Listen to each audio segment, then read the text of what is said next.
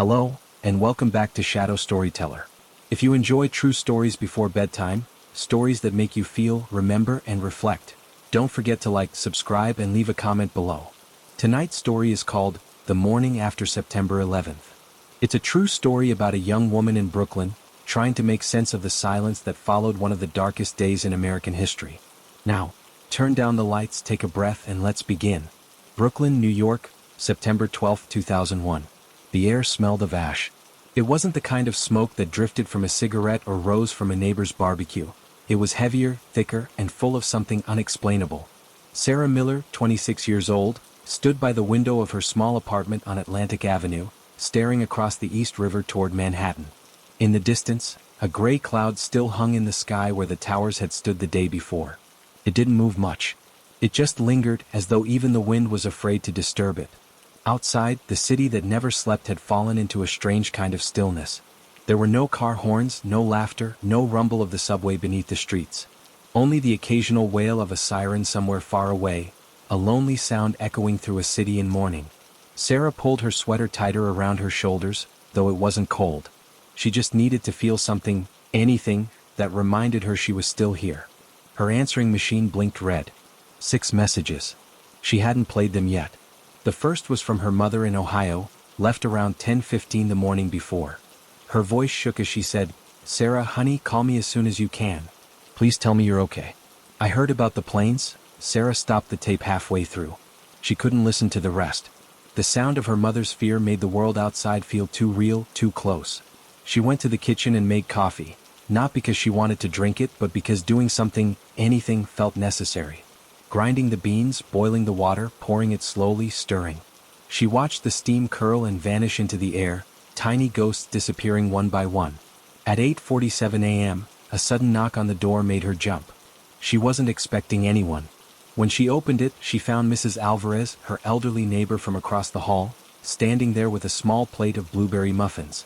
Her hands trembled slightly. Her eyes were red. "I didn't know what else to do," she said softly.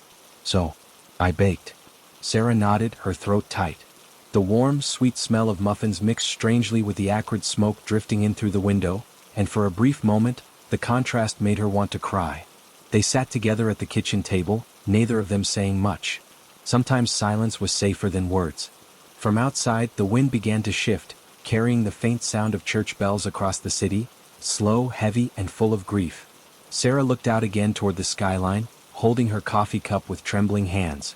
A single thought echoed quietly in her mind: why was I still here, when so many weren't?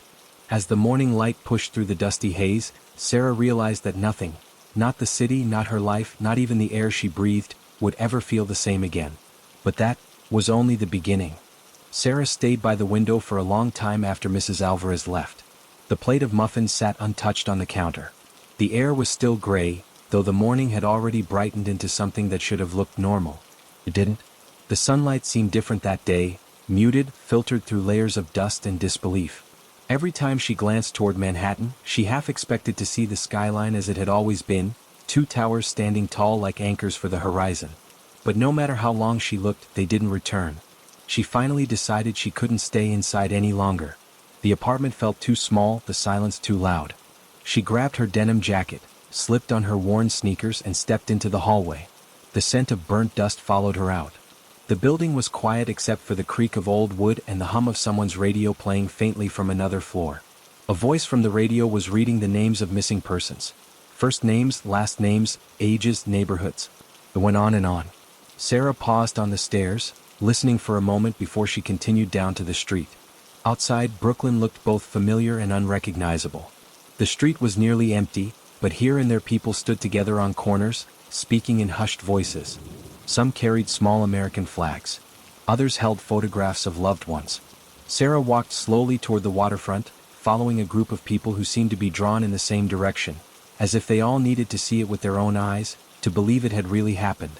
When she reached the promenade overlooking the East River, she stopped. Across the water, Manhattan's skyline was wounded, missing its proudest shapes. A gray-brown cloud still rose from the southern tip, curling upward like a bruise that refused to fade. Dozens of others stood there too, men, women, children, strangers side by side, staring in silence. Some held hands. Some cried quietly. No one spoke. Even the sound of the river seemed distant, muffled by the thick, smoky air. A man in a firefighter's uniform stood near the railing, his boots covered in ash. He looked exhausted, his eyes red, his face streaked with soot. Sarah watched him light a cigarette, his hands shaking as he did. When he caught her gaze, he nodded faintly as if acknowledging that words were useless now. She nodded back, and that small exchange, two strangers recognizing each other's grief, felt heavier than any conversation could have been. She didn't know how long she stood there. Time had lost meaning. Every minute felt like an hour, and yet the hours passed without her noticing. Around noon, church bells began to ring again from somewhere behind her. People stopped what they were doing. Heads bowed. A woman whispered a prayer. A man made the sign of the cross. The sound echoed off the water, solemn and slow, until it faded into the haze. By afternoon, Sarah found herself walking toward a small park not far from the river. Volunteers had begun setting up tables with water bottles, sandwiches, and handwritten signs. 4 first responders. Missing persons info. Counseling available here. People were bringing blankets, flashlights, anything they thought might help. She noticed how quickly strangers had turned into a community. No one asked for thanks, they just did what they could. The air smelled faintly of smoke and metal, but underneath it was something else. Something fragile, like hope trying to survive inside the ashes. She offered to help. One of the volunteers, a young man named Daniel, handed her a stack of paper and a roll of tape.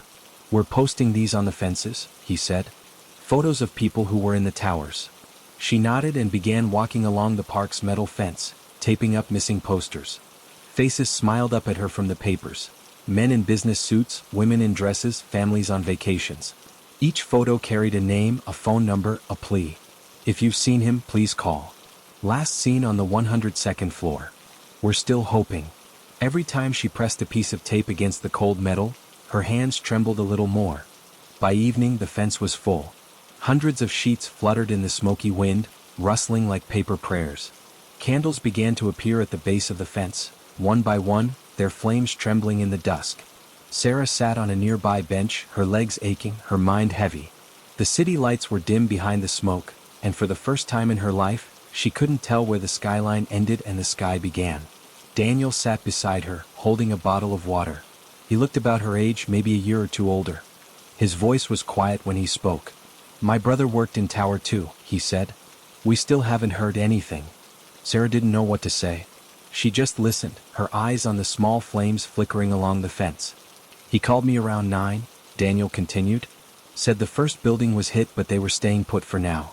He said everything would be fine." His voice cracked on the last word and he fell silent. After a long moment, Sarah reached over and placed her hand on his arm. He didn't look up, but he didn't pull away either. They sat that way for a while, the quiet between them speaking louder than anything else. The city around them was broken, but in that small park, people were holding each other together in whatever ways they could. Someone began singing softly, a woman's voice, unsteady but pure. The song was Amazing Grace. Others joined in, their voices trembling but strong. Sarah felt her throat tighten as she tried to sing along, her voice barely a whisper.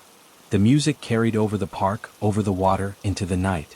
When she finally walked back home, the streets were darker than usual. The city had dimmed its lights out of respect or maybe out of sorrow. The smell of smoke clung to her clothes.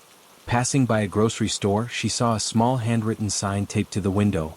"We are open. Free food for rescue workers." Inside, the shelves were half empty, but the clerk smiled at everyone who walked in. Across the street, someone had drawn a large heart on a brick wall with chalk. Inside it the words, "We will not forget." When Sarah reached her building, she found Mrs. Alvarez sitting on the steps, holding a candle. She smiled faintly as Sarah approached. "For the ones who didn't come home," the old woman said, her voice trembling. Sarah sat beside her, and together they watched the candle's flame dance in the soft night wind. They didn't speak. There was nothing left to say.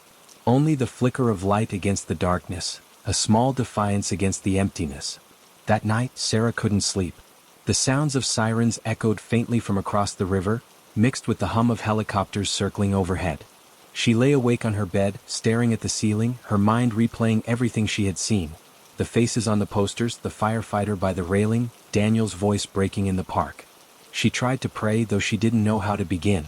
Instead, she whispered the names she remembered from the flyers, one by one, as if speaking them aloud could somehow keep them alive.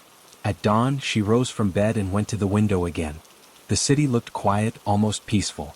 The cloud over Manhattan had thinned, but the air still carried a faint haze. She could see the river glinting in the early light, the bridges stretching like fragile threads between boroughs. Somewhere out there, rescue teams were still digging through rubble, searching for any sign of life. Somewhere, people were still waiting by their phones.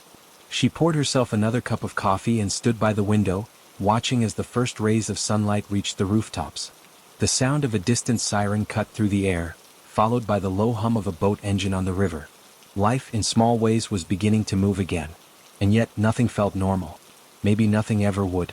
But even in that broken stillness, she felt something else, something she hadn't noticed the day before. It was faint, fragile, almost invisible, but it was there.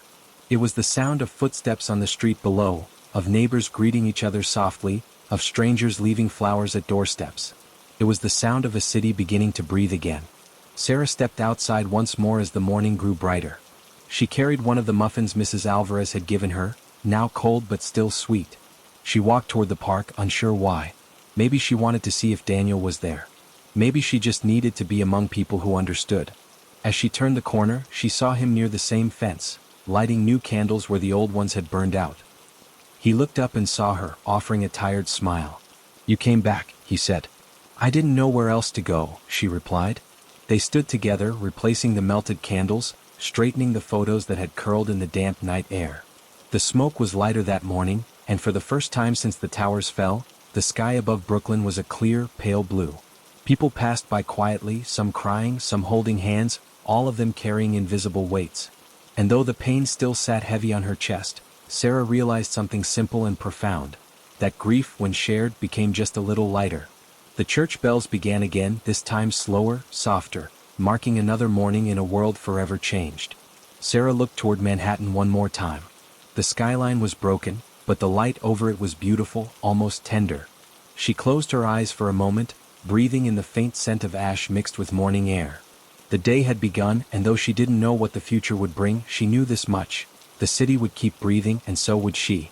And as she stood there, the first warm sunlight touched her face, and for the first time since that terrible day, she didn't look away. In the days that followed, time seemed to stretch and blur. Each sunrise arrived like a question, each sunset like an echo. The city moved slower than usual, as though afraid that rushing might break what little strength was left. Streets once crowded with people now carried a strange kind of silence, broken only by the distant wail of sirens and the hum of helicopters that still circled the skyline. The air had changed too. It smelled of dust, smoke, and metal, but also of something human: sweat, tears, fear, and an unspoken determination to hold on. Sarah found herself returning to the same park every morning. It had become a place of gathering, a sanctuary of shared sorrow. The fence was now covered in hundreds of missing posters, overlapping like scales on a wounded creature. Volunteers worked quietly, lighting candles, handing out water, listening. She often saw Daniel there, always doing something: sorting supplies, comforting strangers, reading names aloud from lists that grew longer each day. He seemed tired, but there was a steadiness about him, a quiet persistence that drew people in. On the third morning, Sarah joined him at a folding table where volunteers were preparing care packages for rescue workers. The table was cluttered with bottled water, sandwiches, handwritten notes, and small bags of candy. Daniel greeted her with a faint smile. "We're sending these to Ground Zero," he said. "They need supplies, but mostly they just need to know we're still thinking of them." She nodded and began to help, packing items into boxes and sealing them with tape. Around them, people moved slowly but deliberately. There was no chaos, no shouting, only the sound of cardboard, the rip of tape, the soft murmur of voices that carried a kind of reverence. By afternoon, a van arrived to collect the boxes. A firefighter in a soot-streaked uniform stepped out to thank them. His voice cracked as he spoke, and his eyes were rimmed red from exhaustion. Sarah watched him carefully, realizing that even heroes were fragile. When the van drove away, the volunteers stood in silence for a long moment before returning to work. Later that day, Sarah and Daniel walked together along the promenade. The air was still hazy, but patches of blue sky had started to appear. They stopped at the railing, the same spot where she had first seen him 2 days earlier.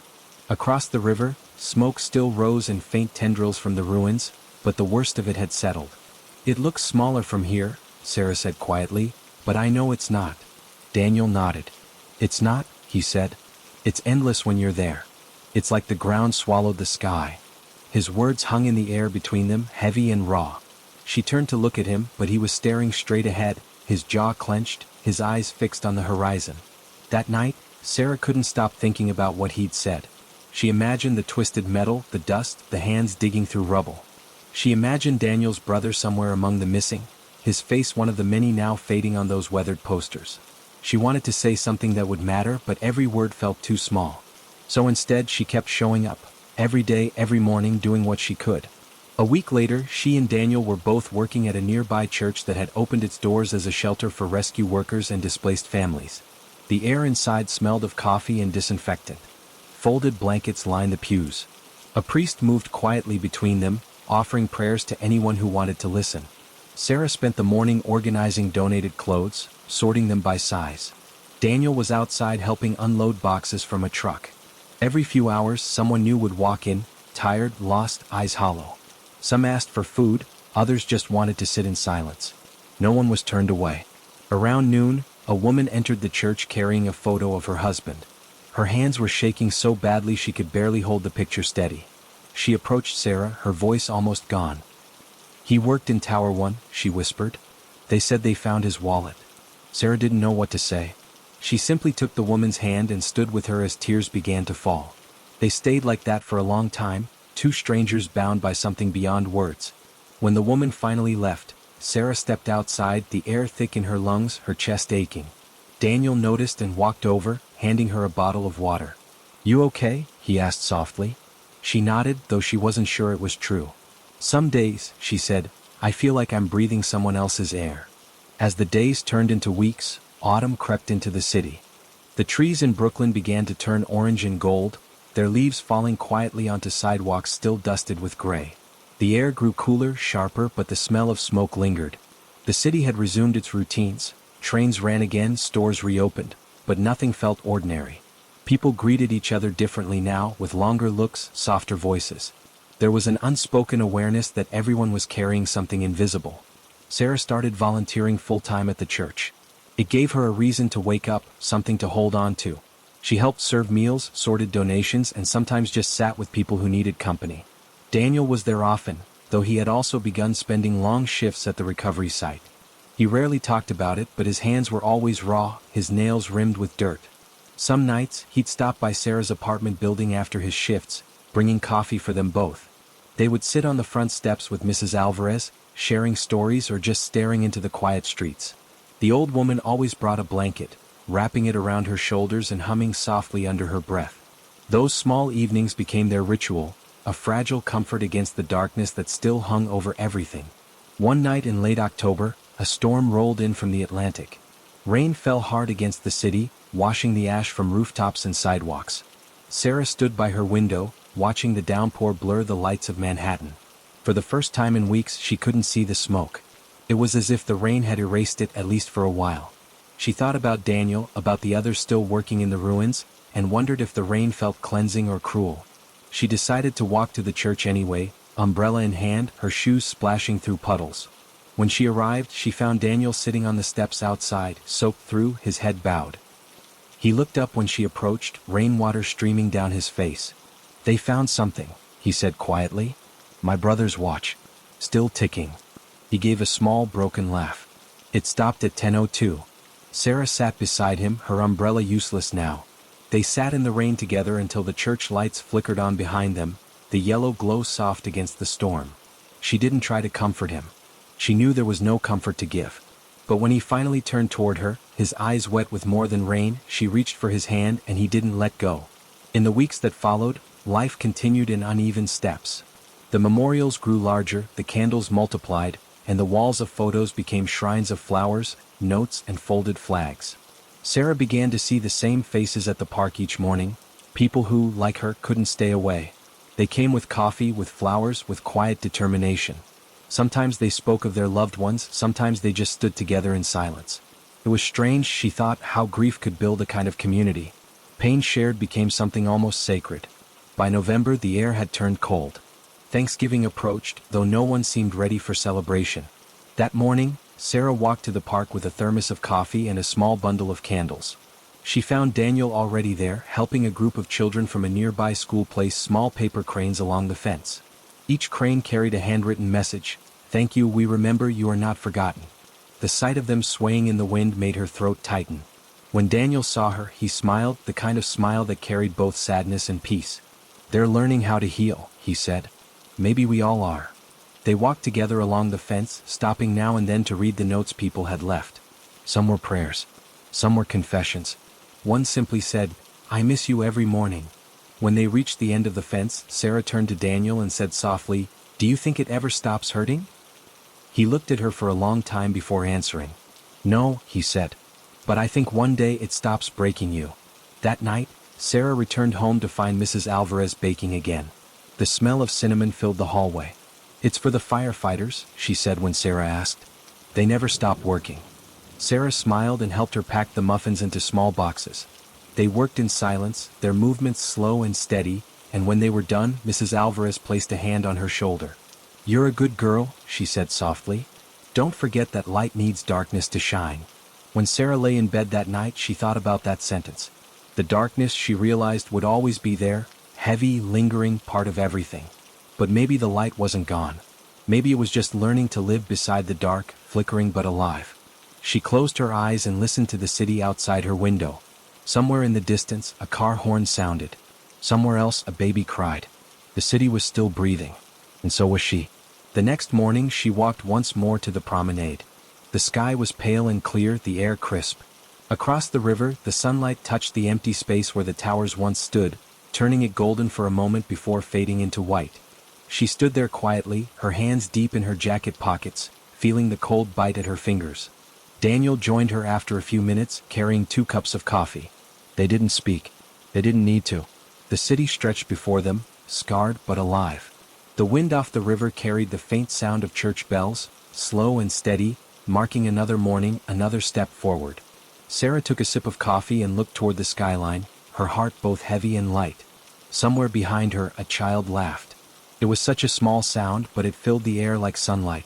And in that moment, she realized something quiet and true, that survival wasn't about forgetting what had happened, or pretending the pain was gone. It was about learning to live with it, to carry it gently, and to still find beauty in the spaces that remained. The world had broken, but somehow they were still here. Still breathing. Still human. And that, she thought, was enough for now. Several years had passed since that morning when the towers fell and the city went silent. Seasons had come and gone, and though New York had learned to move again, something inside it had changed forever. The skyline was different now, emptier but not lifeless. Where there had once been smoke and sorrow, there were cranes, scaffolding, and the slow heartbeat of rebuilding. And for those who had lived through it, time had not erased the memories. It had only softened the edges, turning grief into something quieter, something that could finally be carried without breaking. Sarah still lived in the same small apartment on Atlantic Avenue. The walls were painted a pale cream color now, hiding the faint stains left by smoke years earlier. She had changed too, in ways she sometimes couldn't explain. The young woman who once stared out that window in shock had grown older, steadier. Her hair had a few strands of gray, her hands bore tiny scars from the countless days of volunteering that followed those dark months. Yet every September, when the air began to cool and the light took on that certain slant that reminded her of 2001, she felt it all return. The heaviness, the quiet ache, the echo of sirens in her memory. It was September again when she decided to visit the memorial. The new World Trade Center had been completed for a few years now, its glass sides catching sunlight in a way that almost seemed deliberate, like a promise. The memorial pools lay where the towers once stood, each surrounded by the names of those who had never come home. She hadn't been back since the site was finished. For years she had told herself she wasn't ready, but that morning, something inside her shifted. She took the subway into Manhattan, the familiar rumble beneath the city somehow comforting. The train was full of quiet faces, commuters lost in their thoughts, tourists with cameras, a few schoolchildren whispering in low voices. When the train doors opened at Cortlandt Street, she hesitated before stepping out. The plaza was peaceful when she arrived. Trees lined the square, their leaves turning gold in the early autumn light. The sound of water filled the air, the endless flow pouring into the twin voids of the memorial pools. It was steady, rhythmic, almost like breathing. She walked slowly toward the edge, the sound of her footsteps softened by the stone beneath her. For a long moment she couldn't move any closer. Her heart felt tight, her throat dry. Then she took a breath and stepped forward. The names were carved in bronze, hundreds upon hundreds of them. She ran her fingers gently over the letters, tracing them one by one. She didn't know most of the names, but she remembered their faces from the posters that had once covered the fences in Brooklyn. She stopped at one, Daniel's brother's name. The letters gleamed faintly in the sunlight. She closed her eyes for a moment, remembering the night Daniel had found the watch, the way rain had mixed with tears on his face. She hadn't seen Daniel in years. After the cleanup and recovery efforts ended, he had joined a search and rescue organization, traveling to other disaster zones. New Orleans after the hurricane, Haiti after the earthquake. They had kept in touch for a while, exchanging letters, sometimes phone calls. But life, as it often does, had carried them in different directions. She had thought about him often though, about his steady voice, his kindness, his quiet strength. Part of her had always hoped she would see him again. A breeze passed through the plaza, scattering the fallen leaves across the surface of the water. Sarah stood there, watching the ripples catch the light, and she thought about how time itself seemed to move that way, never stopping, never rushing, just circling endlessly, changing everything it touched. Around her, people spoke in whispers or not at all. Some cried softly. Others smiled faintly as they ran their hands across familiar names. Everyone seemed connected in a way words couldn't explain.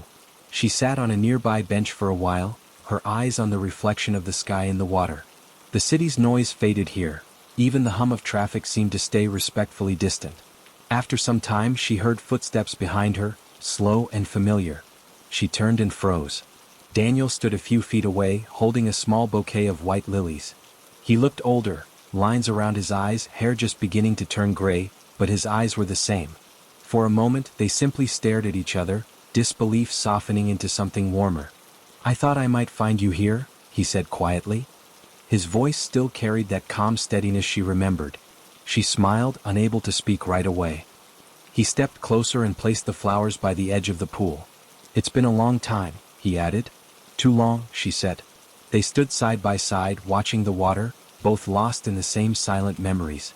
After a while, they walked together through the plaza, the sound of the fountains following them like an echo. Daniel told her he had returned to New York a few months earlier. He worked with the fire department now, helping train new recruits in disaster response. "It's not easy," he said, "but it feels right. Feels like something I was supposed to do." She nodded. "You always were good at helping people." He smiled faintly. "And you? Are you still writing?" She laughed softly. "I try. Mostly short pieces now. I write about that time, about the days after. I guess it's my way of remembering." He looked at her thoughtfully. "Or maybe it's your way of healing." They found a small cafe nearby and sat by the window. The place was quiet, the smell of coffee and baked bread drifting through the air. Outside, the memorial trees swayed gently in the breeze. For a while they talked about everything and nothing.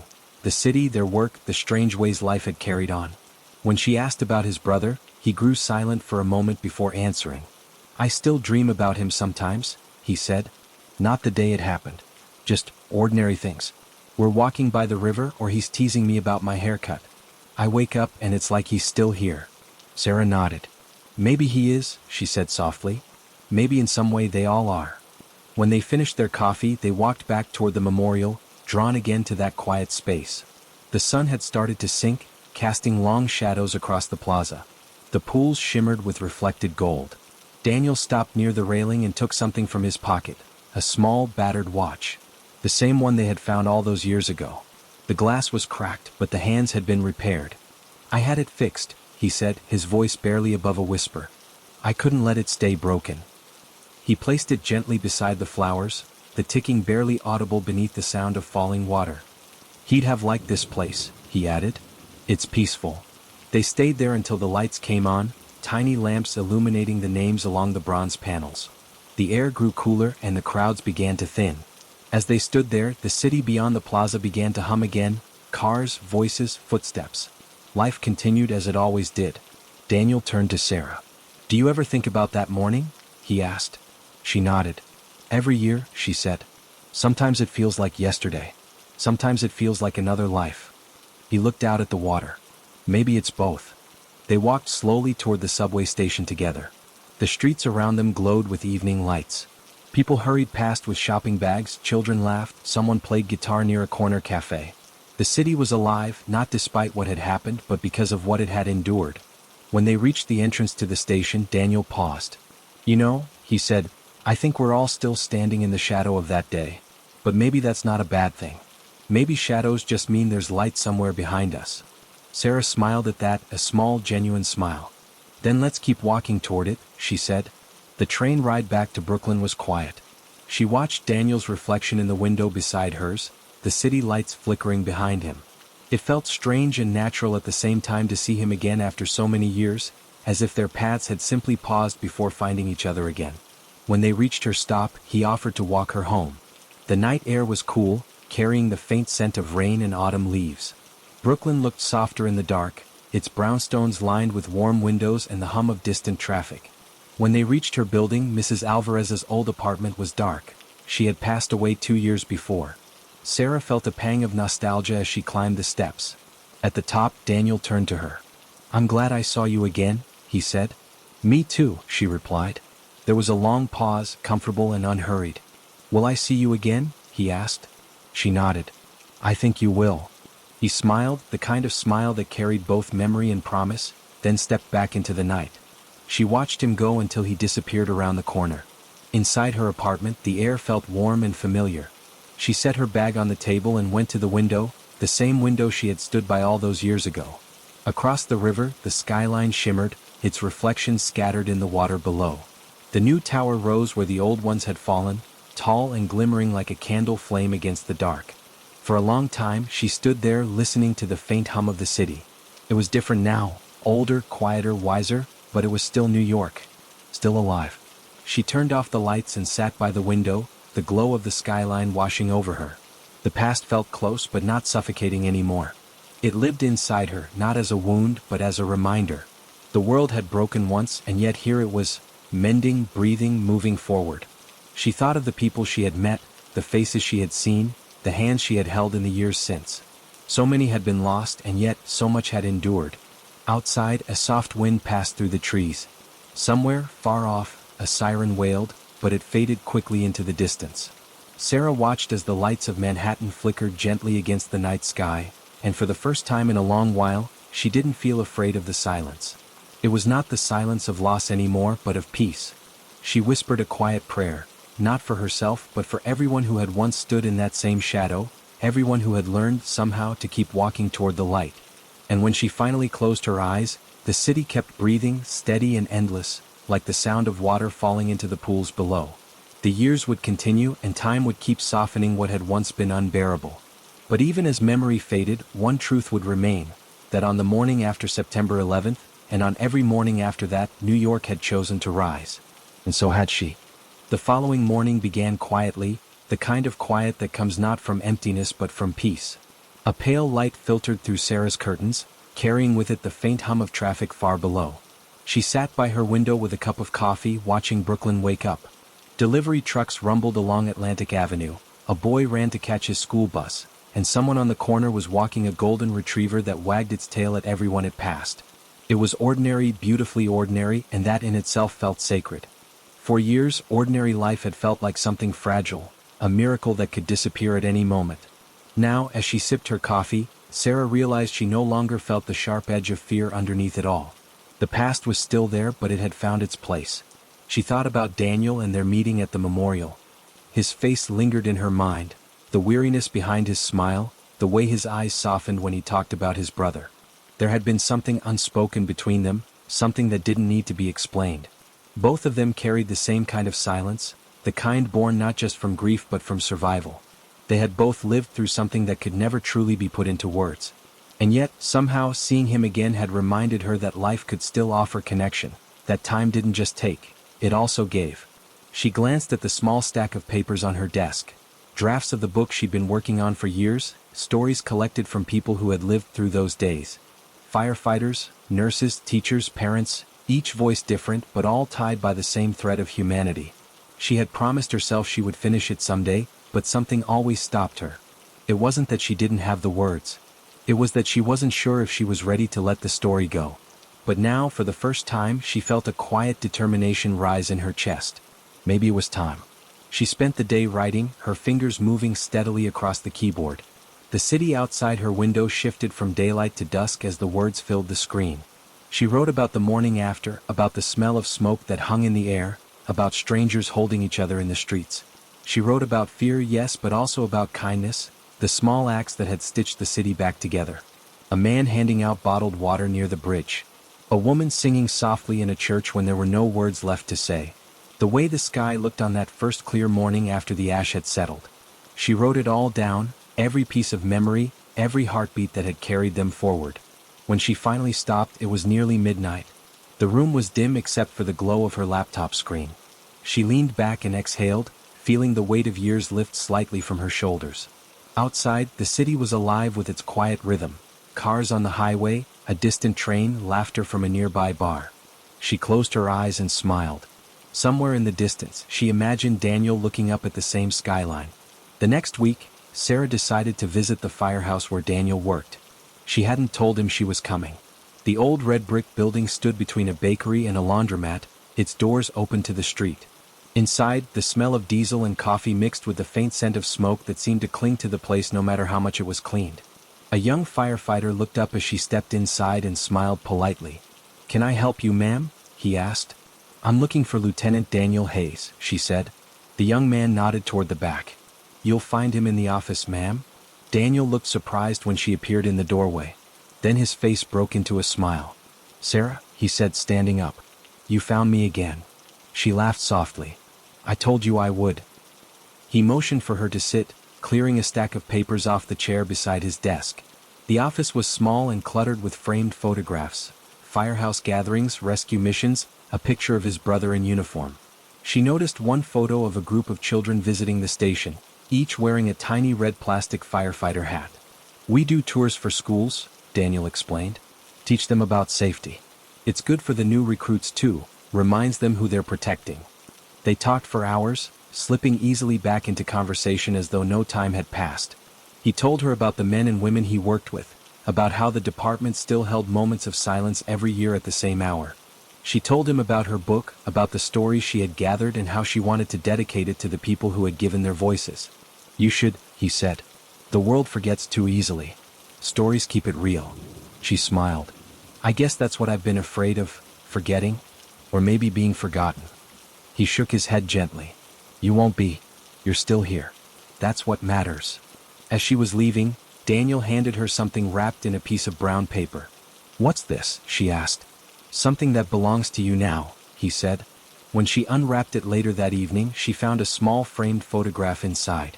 It was of the Brooklyn skyline, taken from the promenade in late 2001. The air was hazy, and in the distance, cranes stood where the towers had once been.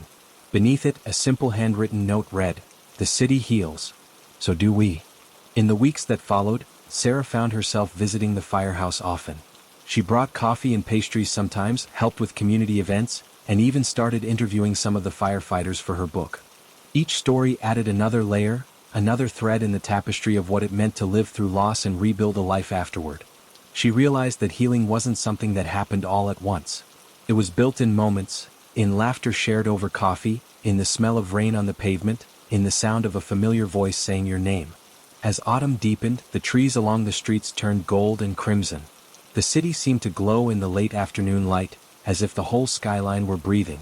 Sarah walked often by the river, notebook in hand, recording snippets of conversation or the way the light touched the water. One evening, as she sat on a bench overlooking the Manhattan Bridge, Daniel joined her. They watched the sun dip behind the skyscrapers, painting the sky in soft shades of orange and violet. Neither spoke for a long time. Finally, Daniel broke the silence. "Do you ever wonder why we're the ones who made it through?" She thought for a moment before answering. "All the time," she said. "But maybe we're not supposed to understand it. Maybe we're just supposed to live enough for the ones who couldn't." He nodded slowly, eyes fixed on the horizon. "Sometimes I still hear it," he said quietly. "The sound of that day. It never really leaves." She placed her hand over his, a simple gesture that said everything words couldn't. "Maybe it's not meant to leave," she said. "Maybe it just changes." They stayed there until the sky darkened completely and the first stars appeared above the city. The lights on the bridge flickered on, and a ferry passed beneath them, its reflection shimmering across the water. In that moment, the city didn't feel like a place of loss anymore. Felt like a heartbeat, steady, constant, alive. Winter came early that year. Snow fell over the city, softening everything it touched. The memorial pools froze at the edges, their flowing water turning to mist. Sarah finished her book that season. She titled it The Morning After, not just for the day after the attacks, but for every morning that followed, for every act of rebuilding, every small piece of hope that refused to die. When it was published, she held a small reading at a community center in Brooklyn. The room was filled with people. Neighbors, firefighters, survivors, students who had only learned about the attacks from history books. She stood at the front, her voice calm but strong as she read the opening passage. When she finished, the room was silent for a long moment, then filled with quiet applause. Daniel stood in the back, watching her, pride shining in his eyes. Afterward, he walked her home again just as he had that night months before. The streets were covered in snow, glowing under the streetlights. "You did it," he said softly. She nodded, smiling. "We did it," she corrected. They stopped in front of her building, neither wanting to end the night. "What will you write next?" he asked. She thought about it, looking up at the falling snow. "Maybe something about starting over," she said. "About how even after everything, there's always another morning." He looked at her for a long moment, then said, "Maybe I'll want to read that one too." She smiled, feeling the warmth of his words despite the cold. "Then I guess I'll have to make it a good one," she said. They stood there in the soft light, two people bound not by tragedy anymore, but by the quiet strength that comes after. Around them, the city kept moving, its lights flickering like stars across the snow-covered streets. And as she watched Daniel disappear once more into the night, Sarah realized something simple and true: the morning after had never really ended. It lived in every sunrise that broke over the skyline, in every laugh that echoed down the streets, in every small act of kindness that kept the city alive. It wasn't just a day, it was a way of living. And though the shadows of the past would always remain, they no longer frightened her. They were simply proof that light had once been there and always would be again. That night, the snow kept falling long after Sarah went to bed. The city outside her window was blanketed in white, soft and silent. She drifted into sleep with the faint sound of the wind against the glass. But sometime after midnight, she woke suddenly, heart pounding, though she didn't know why. The room was dim, the streetlight outside flickering weakly through the curtains. For a moment, everything was still. Then she heard it, a faint ticking sound, steady and familiar. She sat up, listening. The ticking grew louder, echoing from the table near the window. Slowly, she rose from the bed and walked toward it. There, beside her stack of books, lay the photograph Daniel had given her, the one of the skyline after the towers fell. But the sound wasn't coming from the frame. It was coming from behind it. With trembling fingers, she lifted it away and her breath caught in her throat. The watch, the one Daniel had placed by the memorial pool, was there on her windowsill. Its cracked face gleamed faintly in the moonlight. She stared at it, frozen, as the second hand ticked rhythmically, though she could have sworn it had stopped the day they found it. The ticking grew faster, sharper, until it was no longer a sound but a pulse in her ears. She reached out, hesitating, then touched the cold glass. The instant her fingers brushed it, the ticking stopped. The silence that followed was heavier than any she had ever known. Then, faintly from somewhere outside, came a voice. Oh, muffled, familiar. "Sarah." It was Daniel's voice. Her chest tightened. She turned toward the window, expecting to see him on the street below, but the sidewalk was empty, covered in undisturbed snow. Still, the voice came again, clearer this time, closer. "Sarah, you have to wake up." Her breath fogged the glass as she whispered, "Daniel?" The city lights flickered, and for just a heartbeat, she saw a figure reflected in the window. A man in a firefighter's uniform, standing behind her. His face was pale, eyes hollow, his expression unreadable. The reflection didn't move when she turned around. The room was empty. Her pulse thundered in her ears. She looked back at the glass. The reflection was still there, only now his lips were moving, forming words she couldn't hear. The watch began to tick again, slowly, deliberately. The sound filled the room like a heartbeat. Then she heard it, sirens in the distance, growing louder, just as they had on that morning so many years ago. A smell filled the air, faint at first, then stronger. Smoke, sharp and familiar. She stumbled back, coughing, though there was no fire, no heat, nothing but the cold air pressing in around her. Outside, the skyline shimmered faintly through the snow. And in the reflection of her window, the city burned again, flames rising silently where the towers once stood. She closed her eyes and whispered, "This isn't real." When she opened them, the reflection was gone. The city was whole again. The snow fell peacefully. The ticking stopped. For a long time she stood there, her breath coming in shallow waves. Finally, she turned away from the window and glanced once more at the watch. The hands had frozen at the exact time the first plane had hit. She didn't sleep again that night. And when the sun finally rose over Brooklyn, the light looked different, colder, thinner, like the city itself was holding its breath. She tried to tell herself it had been a dream, a trick of the mind, a memory bleeding through the years. But deep down she knew better. Some memories never fade. Some ghosts never leave. And sometimes the morning after never ends.